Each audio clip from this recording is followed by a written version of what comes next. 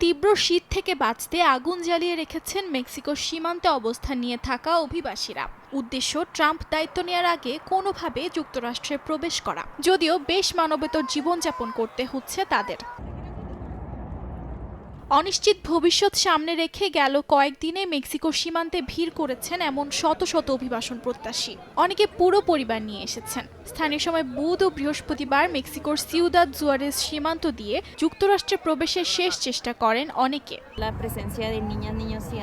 আমি 2 মাস যাবৎ নিজ বাসার বাইরে আছি। 1 মাস আগে আমি মেক্সিকো সীমান্তে ঢোকার সিদ্ধান্ত নেই। কিছুদিন আমি ট্রেনে ঘুমিয়ে কাটিয়েছি।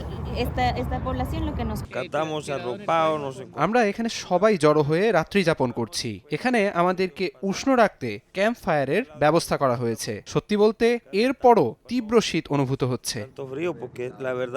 বুধবার কয়েকজন অভিবাসী সীমান্ত পার হওয়ার চেষ্টা করলে টেক্সাস কর্তৃপক্ষ তাদের উপর মরিচ স্প্রে করার পাশাপাশি তাদেরকে প্রতিহত করার চেষ্টা করে। এদিকে গত অর্থ বছরে যুক্তরাষ্ট্রের অভিবাসন কর্তৃপক্ষ 2,70,000 অভিবাসীকে বিতাড়িত করেছে। মার্কিন প্রেসিডেন্ট হিসেবে রিপাবলিকান নেতা ডোনাল্ড ট্রাম্পের দায়িত্ব গ্রহণের কয়েক সপ্তাহ আগে এমন তথ্য উঠে এসেছে।